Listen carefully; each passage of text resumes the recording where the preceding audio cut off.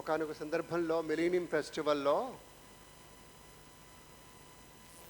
మహానుభావులు భారతరత్న ఉస్తాద్ బిస్మిల్లా ఖాన్ గారి కార్యక్రమం పెడితే ప్రోగ్రాం స్టార్ట్ అయింది. అప్పుడు కూడా యాంకర్గా ఉన్నాను. 2 గంటల పాటు ప్రోగ్రాం ఆయన వాయిస్తూనే ఉన్నారు. ఇక నేను ముక్తాయింపు చెప్పచ్చేమో అనుకుంటుండగా, now you can go and announce the first item అన్నాడు. I was shocked. గురువుగారిని అడిగాను, అక్కడ ఉన్నటువంటి మా కన్సర్న్డ్ గురువుగారు, మాకు ప్రాతస్మరణీయులు కిషన్ రావు గారిని. That is the warmup exercise for them. అలా ఈ పిల్లలు మొదటి 2 అంశాలు దాటిన తర్వాత నుంచి కొంచెం నెక్స్ట్ లెవెల్కి వెళ్తూ వచ్చారు.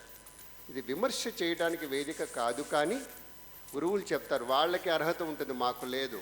మేము కేవలం వీక్షకులం, మీతో పాటు ప్రేక్షకుణ్ణి మాత్రమే. ఏమైనా ఒక అందమైనటువంటి ప్రదర్శన చూశామన్న అనుభూతి మిగిల్చినటువంటి నాట్య నివేదితకు శుభకామనులు ముందు చెప్పాలి. నివేదితకు గట్టిగా ఉండాలి గురువు గారికి. ఎందుకంటే ఒక నాట్యం అంటేనే ఒక రసాత్మకమైన అనుభూతి. పెద్దలారా, మీకు తెలియంది కాదు, కానీ ఏదో 4 మాటలు చెప్పాలన్న తాపత్రయం నాది. ఒక విశాల గగనాన వెలిసేటువంటి ఒక శిల్పాకృతి, ఆకాశంలో మబ్బుల్లో కూడా అప్పుడప్పుడు కొన్ని ఆకృతులు కనపడుతూ ఉంటాయి. అలాంటి ఆకృతుల సమూహం ఒక్కటిగా తరలివచ్చి వేదిక మీద నర్తించినటువంటి అనుభూతి, ఒక అనుభవం, ఒక సెల్ఫ్ ఎక్స్పీరియన్స్ ఇదిగో ఇవాళ అనిపించింది. అందుకు ఆ బంగారు తల్లులు, వాళ్ళ పేర్లు మనవి చేస్తాను, మనస్విని, విష్ణుప్రియ, అలేఖ్య, రిషిత. వాళ్ళ పేరెంట్స్ ఇక్కడ ఉన్నారు, వాళ్ళకి గట్టిగా శుభాకాంక్షలు. పేరెంట్స్కి స్పెషల్గా. ఒక నర్తన పారిజాతంలాగా ఇవాళ కార్యక్రమం సాగింది అంటే ఇక్కడ చెప్పాల్సినటువంటిది, ఈ నాట్య కార్యక్రమం మొత్తానికి ఒక ఊపిరిగా నిలిచినటువంటిది మాత్రం అక్కడ కూర్చున్న డిఎస్వి శాస్త్రి గారు, గాయక విద్వన్మణి. మొత్తం ఆ వాద్య బృందం అంతా కూడాను అతనే మూల బిందువై కార్యక్రమానికి ఆశాంతం బన్నెలెద్దినటువంటి ఆ మహనీయ మూర్తికి అందరికీ ధన్యవాదాలు, కృతజ్ఞతలు తెలియజేస్తూ పెద్దల అనుమతితోటి ఇక వెంటనే ఇవాళ ఈ కార్యక్రమాలు, సరే ముందుగానే మనకి నరసింహారెడ్డి గారు వచ్చారు, తమ అఫ్కోర్స్ శుభాకాంక్షలు చెప్పి వెళ్ళిపోయారు. వారికి వ్యక్తిగతంగా చెప్పారు వేరే కార్యక్రమాల్లో ఉండటం వల్ల. ఏమైనా తదుపరి మన మధ్య ఉన్నటువంటి పెద్దలు డాక్టర్ భాగవతుల సేతురాం, కేంద్ర ప్రభుత్వ సంగీత నాటక అకాడమీ అవార్డీగా విశేషమైనటువంటి ఖ్యాతి వారిది. ఏదో అవార్డు వచ్చిందన్నది కాదు, ఒక ప్రొఫెసర్గా తెలుగు విశ్వవిద్యాలయంలో పనిచేయటం కావచ్చు, అలాగే కూచిపూడి నాట్యానికి సంబంధించి దాదాపు ఒక 60 ఏళ్ళు 50 ఏళ్ల పైబడినటువంటి అనుభవం కావచ్చు, వాళ్ళ తండ్రి గారు భాగవతుల రామకోటయ్య గారి దీవెనులు కావచ్చు, తెలుగు విశ్వవిద్యాలయంలో డీన్గా పనిచేయటం కావచ్చు, ఎక్కడ ఉన్నా కూడా తమ అస్తిత్వానికి ఒక అర్థాన్ని ఇచ్చేటువంటి రీతిలో విశేషమైన ప్రజ్ఞతో తమ యొక్క కొరియోగ్రఫీ దాదాపు ఒక 30కి పైగా బ్యాలెస్ ఆయన సృజన చేశారు డాక్టర్ భాగవతుల సేతురాం.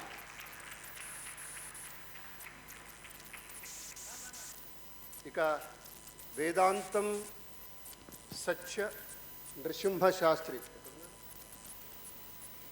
ఓకే, అనివార్య కారణాల వల్ల వాడు రాలేకపోయారు. వారికి ధన్యవాదాలు, ఎందుకంటే వాళ్ళ శుభాకాంక్షలు చెప్పారని మనసులో చెప్తున్నారు కాబట్టి పెద్దలు. మరొక ఆత్మీయ బాంధవి ఇవాటి కార్యక్రమంలో ప్రత్యేకంగా మనం పిలుచుకున్నది శ్రీమతి రమగారు. రమగారు అందరికీ తెలిసినటువంటి ఒక స్టోరీ టెల్లర్. ఒక అందంగా కథ చెప్పటం అనేది కూడా ఒక ప్రక్రియ. అలాగే ఒక క్రియేటివిటీ ఉన్నటువంటి ఒక వక్తగా విరాజిల్లుతున్నటువంటి రమగారు సంస్కృతాంధ్ర అధ్యాపకురాలు. అటు ఆంధ్రమైన సంస్కృతమైన ఒక సాధికారితతో మాట్లాడగలిగినటువంటి ఒక ప్రభావశీలిగా 10 మందికి, ఎంతోమందికి ఒక ప్రేరణగా నిలిచినటువంటి ఒక నిరాడంబరత ఉన్నటువంటి ఒక తల్లి రమగారు వేదిక విచ్చేస్తున్నారు. మనుషులను తీర్చిదిద్దేటువంటి అవకాశం సాధారణ వ్యక్తిగా నాకు వచ్చింది, అదే ఈశ్వర కృపాని అతి మామూలుగా చెప్పారు. ఆమె ఇంటర్వ్యూలో ఒకటి చూశాను నేను, ఎంత గొప్ప మాట అది. ఆ తల్లికి స్వాగతం పలుకుతోంది వేదిక రమారావి గారు. స్వాగతం అమ్మ. మరొక ఆత్మీయ అతిథి, ప్రత్యేకంగా స్పెషల్ ఇన్వైటీ పేరుతోనే పిలుచుకున్నాం, senior lifestyle journalist of Hyderabad. అంటే దాదాపు ఒక 20 ఏళ్లకు పైబడినటువంటి ఒక జర్నలిజం తాలూకు అనుభవం కలిగినటువంటి పెద్దలు మంజులత గారు. ఆమె వావ్ హైదరాబాద్ మ్యాగజైన్ కావచ్చు, ఇండియన్ ఎక్స్ప్రెస్ కావచ్చు, డెక్కన్ క్రానికల్ కావచ్చు, ఇలాంటి పేపర్స్లో ఎన్నో ఆర్టికల్స్ వారు రాశారు. దాదాపు 5,000కు పైగా కథనాలు వచ్చాయని వింటే ఆశ్చర్యపోయాను. అంత సుదీర్ఘమైనటువంటి అనుభవం ఉంది. అలాగే మనందరికీ కూడా ఇష్టమైన కనెక్ట్ అయ్యేటువంటి ఒక అల్లు అర్జున్, ఒక పివి సింధు, సానియా మిర్జా, అమీర్ ఖాన్, సిద్ శ్రీరామ్, చేతన్ భగత్ ఇలాంటి పెద్దల గురించినటువంటి ఇంటర్వ్యూలు చాలా రాసినటువంటి మంజులత గారికి స్వాగతం. ఇంకొకటి చాలా తప్పకుండా చెప్పుకొని తీరాల్సినటువంటి మాట ఒకటి ఉందండి. కేవలం ఒక రచయిత్రిగానో ఏదో చెప్పడం కాదండి. ఆవిడ చేసిన పని రైస్ బకెట్ ఛాలెంజ్ అనేటువంటిది ఒకటి కోవిడ్ సమయంలోనండి ఎంతోమంది ఆర్తులు తిండి లేక అల్లాడుతుంటే, పని లేక అల్లాడుతుంటే వాళ్ళందరికీ ఇంత పిడికెడు బియ్యం దానం చేసేటువంటి ఒక అవకాశాన్ని, ఒక వేదికని ఇచ్చి ఆ తల్లి చేసినటువంటి విలువ కట్టాలంటే దానికి 25 లక్షల రూపాయల మొత్తాన్ని సేకరించి పేదలకి అందించినటువంటి ఒక మంజులత వారికి స్వాగతం. కూర్చోండమ్మా.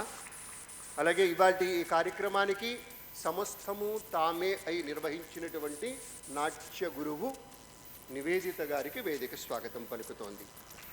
నివేదిత గారు రావాలమ్మా.